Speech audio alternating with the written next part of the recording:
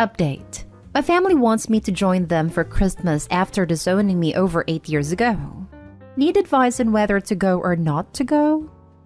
Original post. After being disowned 8 years ago, my family has invited me, my wife, 27 female, and daughter 1 female for Christmas. After getting conflicted advice from my friends, one of my buddies told me to post my dilemma here to see what random internet strangers would say. I, 25 male, am the youngest of 4 kids between my mom, 52 female, and dad, 54 male. My siblings are, fake names, Michael, 31 male, Sarah, 28 female, and my twin brother, Carl, 25 male. For context, growing up, I was the black sheep of the family, and I knew that from a very young age. You see, my family's full of athletes. My dad was a star basketball player for a D2 school. My mom played volleyball. Michael played soccer. Sarah played softball, and Carl was the star running back for the football team. I was never really interested in any of those physical sports, but rather I was interested in archery, which my family called a wimpy sport. My parents were always invested in my siblings, and rarely ever attended my events to the point where I basically had to beg for them to come to my tournaments. Between the ages of 14 to 16, I had taken part in about 20 tournaments, while my parents only showed up to 1. I was never neglected by them, but they were never emotionally there for me as they were for my siblings. And as a teenager, I resented that. Whenever I tried to bring this up to them, they would always call me an attention seeker. But however, this is not why I was disowned by my family. When I was 15, I began dating Amy, now 25 female, who was in the same grade as me at that time. After about 6 to 7 months of dating, I introduced her to my folks and my siblings, and they really liked her. I know I was young, but I could see myself having a future with her. Almost 2 years later, one of Amy's ex-friends told me that she had been cheating on me for a couple of months. At the time, I didn't know who the guy was, but after confronting her, she told me that it was my twin brother. She basically told me that while at first she loved me, the love she had for my brother surpasses that. Later that day, when I confronted Carl at home, I was so enraged that I sucker punched him and knocked him out. I admit that I should have not gotten violent, but years of resentment towards him and the rest of the family just burst open. In exchange for my family not pressing charges on me as I could have been tried as an adult in court, I was sent to live with my paternal aunt, 48 female, who at this point was estranged from the family and lived in another city about 2 hours away. From then on, I have not had any contact with them. At first, it was tough, but later on, with support from my aunt and her husband, 48 male, I moved on from wanting a relationship with them. I transferred to a different high school and attended a university in my aunt's city and graduated as an electrical engineer. I later met my wife and got married to her. I, at the time of my wedding, thought about inviting them, but went against it because I did not want any sort of drama at my wedding. From that point, me and my wife bought a house an hour away from my aunt and were blessed with a daughter a year ago. About a week ago, I received a Facebook message from my mother and father wanting to reconnect over Christmas at their house. I told them that I would consider it as I possibly have other plans, but would give them a clear answer soon. Later on, both Michael and Sarah sent me friend requests, which felt weird to me.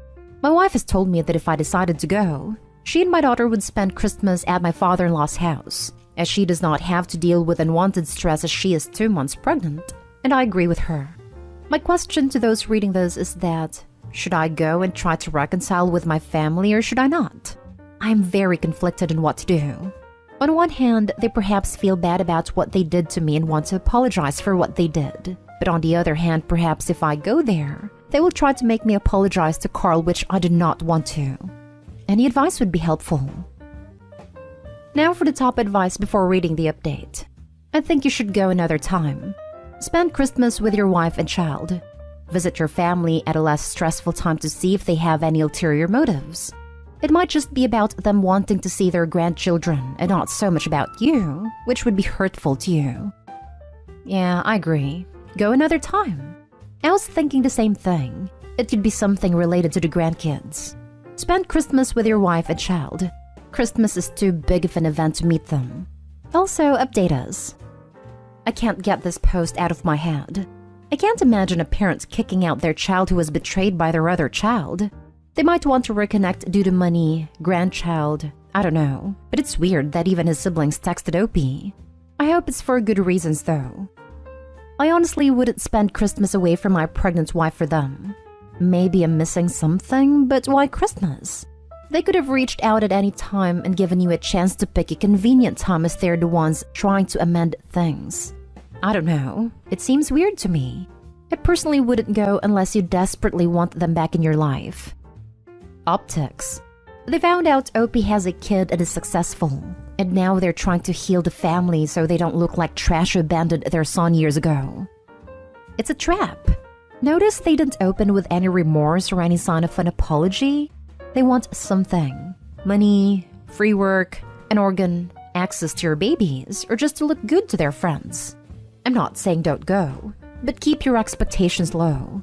Be ready for the "we need you to do X for us in order to properly reconcile" speech, and have a quick exit prepared. I don't know. As a parent, I cannot fathom going no contact with one of my children for 8 years, after my other child did something so cruel to him, so he hit him. That is just inconceivable to me. I would totally understand if my son hit his brother if he ever did something like that. Maybe wrong, and I know I'm not supposed to say that, but we're all still human. Whether you can move past the fact they abandoned you to your aunts and turned their backs for 8 years is your choice. But personally, I don't know if I could. If you can't and don't want to see them again, I doubt anyone would blame you. If they do, they don't know the full story. If they do know the full story, then they're not worth of your time either. And now for the update. I wanted to post earlier, but some things got in the way. 2 days after Christmas, my wife began to experience unbearable pain in her abdomen area, and she hardly could stand on her 2 feet.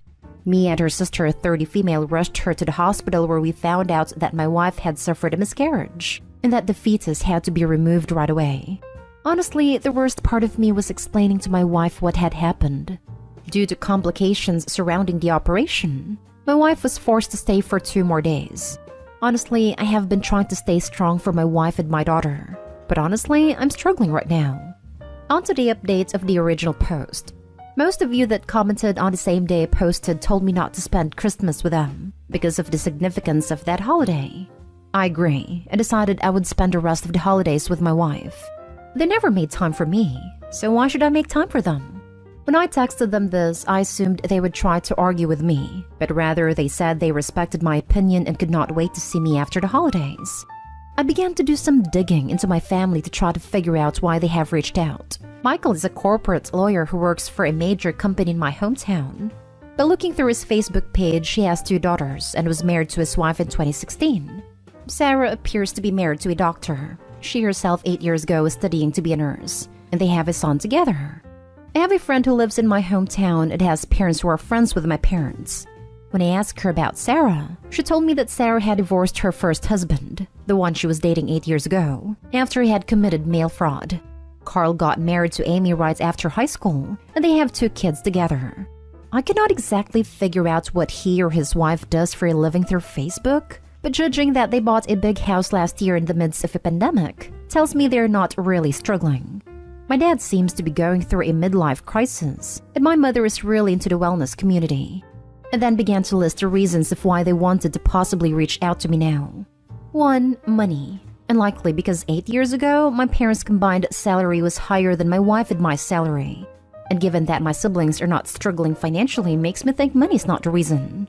2. Organ donation. Could be the case but seems unlikely, but a commenter said that it could be that Carl, given he is my twin, would be my most likely match, and I think it's unlikely because he was tagged in a Facebook post skiing just a week before Christmas.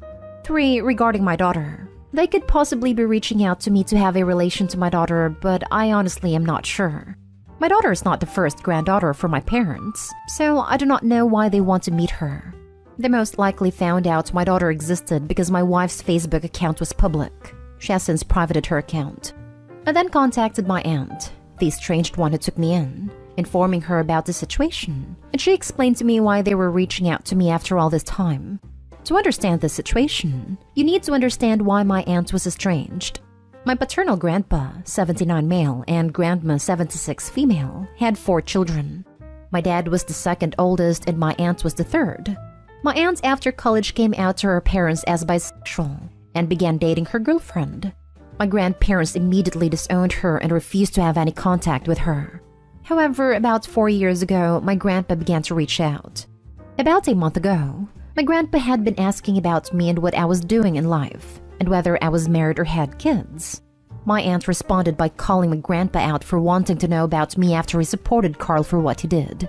That is when the whole situation changes. My grandpa told my aunt that it's because I had cheated on Amy with one of her close friends, so I deserve to be estranged. My grandpa's a religious nut, so he looks down on cheating.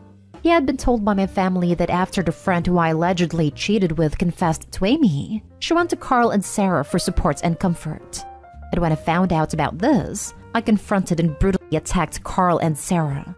While Sarah was the one who tried to break me and Carl apart, I did not lay a finger on her, and I did not do that to Carl. When my aunt was telling me this, my jaw dropped. I could not believe that they hated me so much that they were willing to make up a terrible lie about me and spread it around.